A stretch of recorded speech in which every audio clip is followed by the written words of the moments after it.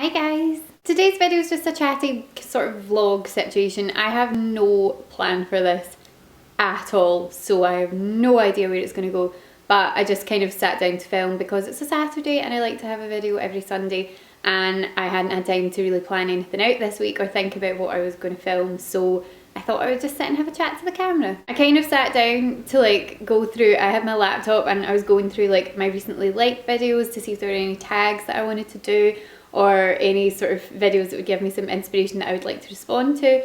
And I kind of found myself doing that thing where I was desperately trying to find something to make a video about, which kind of goes against the grain because that's not why I do this, and it's not I do it because I have things that I like to talk about, and so it felt kind of ridiculous to be sitting desperately trying to come up with something to make a video about. Which I think is probably reflective of the fact that at the moment, because really I'm just not really doing a whole lot more than working, and that kind of sucks, but I suppose that's adult life.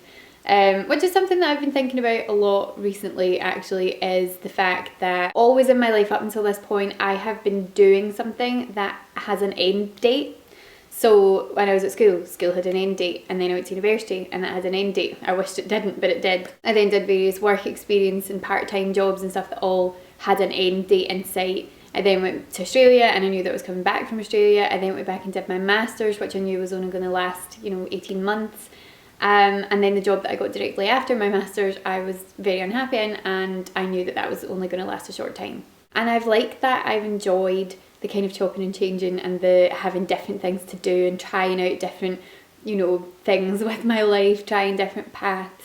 I went down the makeup line for a little while, and social media stuff and writing stuff, and various different kind of paths that I've sort of tried, or different life hats that I've tried on for size, and got to kind of explore and live that life for a little while. And so this is the first time in my life that I've not had that, and that the thing that I'm in doesn't have an end date in sight, and that is taking quite a lot of getting used to. I know that that's just life, and I know that that's what everyone kind of goes through, and everyone reaches that point when you're in the thing that you're in for the long haul, if that makes sense. And I'm not saying that this is the job that I'm going to be in for the rest of my life. Of course I'm not.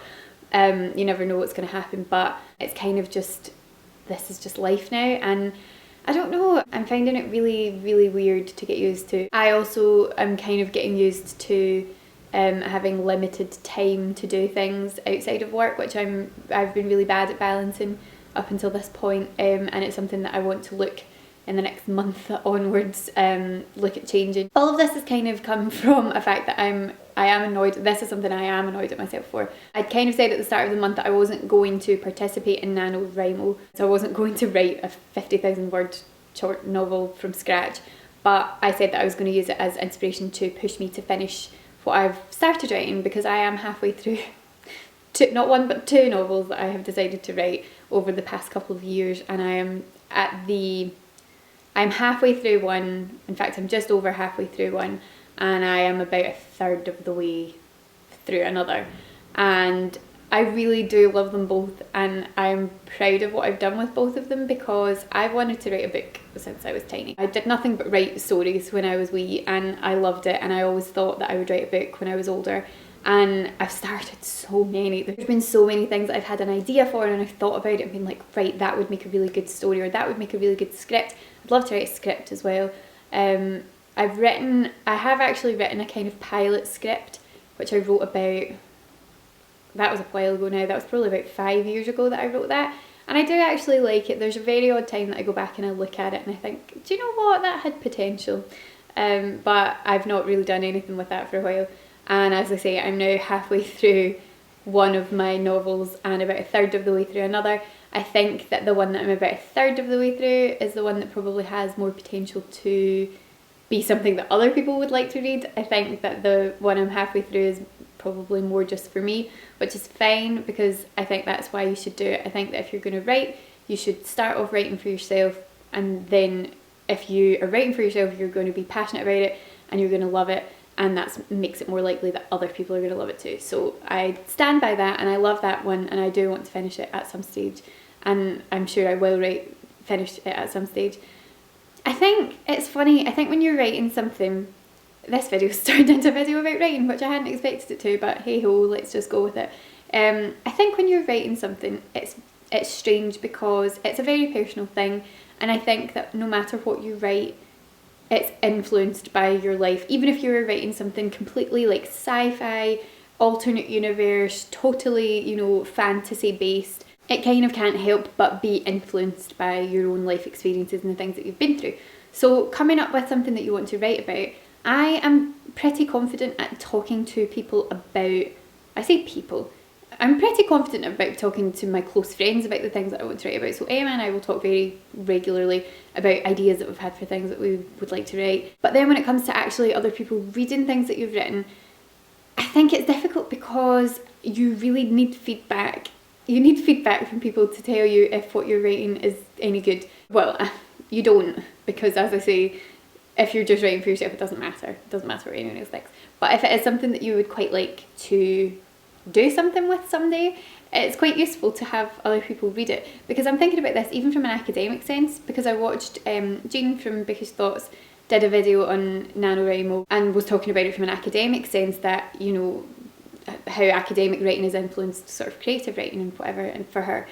And for me, I think that's another thing that's really important, because I think the more you write and the longer you spend on a particular piece, so whether that is an essay, an academic essay, or a creative piece, the longer that you spend on something, the more difficult it is to remove yourself from it. So the more that you write and the more that you kind of pour of yourself into it, the harder it is to know if it's any good or not. And that sounds ridiculous, but I think you definitely need distance, because I found that in the first thing that I've been writing, the book that I'm about halfway through, I had been working on it for a little while, just whenever I had time, and then I'd had a spell of a few weeks. It was just after my dissertation went in, or round about the time that my dissertation went in, I had a spell of a few weeks where I had quite a lot of spare time and I wrote a lot, and I got to the point where I started looking back on it and I was like, this is awful, this is a terrible, terrible thing, why have I written this, this is dreadful.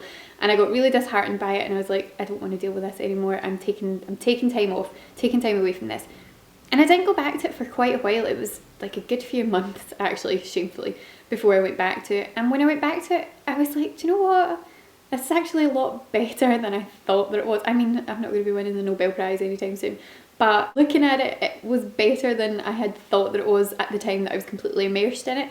And I remember telling Emma, because when I started writing this book, I hadn't actually told anyone what it was about at all. And Emma's still to this day the only person who actually knows what it's about. But I remember telling her about it and she got quite excited. She was like, I really like that idea. And I thought, this has given me a bit of a boost. So I don't know, I think it's very helpful to get feedback from other people. But then you're like, how do I get feedback on something like this, and who should I show it to? But yeah, I was supposed to use NaNoWriMo as an inspiration for me to work really hard on one or other of the two things that I'm writing, and I haven't, and I'm really annoyed at myself because it's something that I should have done, and it's not through lack of time. Obviously, you know, during the day is out because I'm at work, but there have been plenty of evenings where I have come home and I have watched House or Once Upon a Time or Jessica Jones, and I have not written when I probably should have. Quite honestly, I have no idea what this video is, and I don't know if it's going to be anything. I don't know if it's going to turn into anything. The lighting is shockingly bad. I'm sitting at a weird angle in front of the camera, and it's just been a sort of stream of consciousness, which one of my Once Upon a Time reviews recently was. But maybe I'll do more videos like this where I just sit and say what comes into my head and see what it ends up. I think what we've gathered from this video is that I have to be more disciplined outside of work, because it's something that I know I am not good enough at this point in my life, and I need to sort it out, because I used to be a lot more disciplined, I think, than I am now, and so that's something I have to sort out, and that I do need to finish one of these books. Both of these books would be good, but I do have to finish one of them, because I think that even if it never sees the light of day again, even if no one else in the world ever reads either of them, even if it is literally just for me, I want to be able to say that I've done it, and I want to be able to say that I've finished it, and the characters that I've come up with in these books actually do mean something to me, which sounds probably a little bit ridiculous given the fact that I haven't properly worked on it for a while, but they do actually genuinely mean quite a lot to me, and I want to know, because for one of them I know how the book ends, and I think that you should know how the book ends before you start writing it, because if you don't, sometimes you can run into trouble. The second one, I still haven't actually quite decided how the book ends, and I want to know how it ends myself, because I've got a couple of ideas and I haven't decided which one I want to go with yet, and I want to know what happens to her. I feel like the more I write, the more I'll know which ending is the right decision. And that's the fun, that's the joy of writing. You get to be creative and make these creative decisions and come up with these characters and explore these characters and people who have come from your brain and who are probably influenced by a lot of people around you, and they'll have elements of you in them, and they'll have elements of family members in them, and elements of friends, and elements of people you hate. Not that you should hate people unless they're, you know, particularly evil people, but people you dislike in your life. There's going to be elements of a lot of different people built into the characters that you create, and I think that it's quite fun. It's quite telling, I think. I think when you read back something that you've written and you're like, oh, that maybe impacted on me a little bit more than I thought that it did. I think that it can be a very therapeutic and cathartic thing to do, is to just write something down, even if it's like a diary format. I'm a big fan of the diary format, not in terms of like myself, I don't really write a diary anymore. I used to when I was younger, but in terms of like creative writing and like fiction writing, I like a diary format because I'm very much about character more so than plot. I'm more about connecting with a character as a person, probably, over what the actual kind of drama of the story is. And so I quite like a diary format because I feel like you very much are getting into the character's head. And I write, because I write quite a lot of just little like snippets of things, so sometimes something will come into my head and I'll be like, oh, that's quite interesting, and I'll write like a sort of diary entry from that person's point of view. Is that weird? Do other people do that? I don't know if that's weird or not. So I think things like that are quite fun to do, and they help you to kind of realise what you want to focus on in a story, if you want to kind of carry it on from there. But anyway, I don't really know what this is. I think I'm going to leave it there because I don't know how long I've been filming for. It feels like quite a while, and it's got really dark outside and the wind is howling down the chimney. But yeah, that's my thoughts on writing stuff, and I hope that you've enjoyed that, and that if you have feelings about writing stuff, that you put them in the comments down below. Let me know what your process is like if you ever write anything.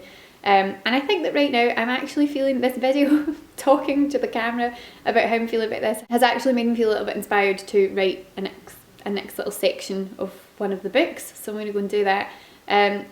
It's terribly bad planning to have 2 books on the go at the one time, isn't it? Like, because I'd written that kind of like, I'd written about a third of the first book at the time that I was like, oh, this is terrible, I hate it, and I'd abandoned it. So what did I do? I started writing something else. Because why not make life more complicated than it needs to be? Anyway, I'm going to stop rambling. Thank you so much for watching. I hope that you've enjoyed that very strange stream of consciousness video that I've just thrown at you there.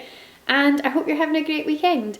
If you want to see more videos like this, I don't know if there's going to be more like this, but if you want to see more videos from me, then you can hit the subscribe button. And if you did enjoy this, you can give it a thumbs up. I would really appreciate it. So thanks again for watching, guys, and I'll speak to you again soon. Bye!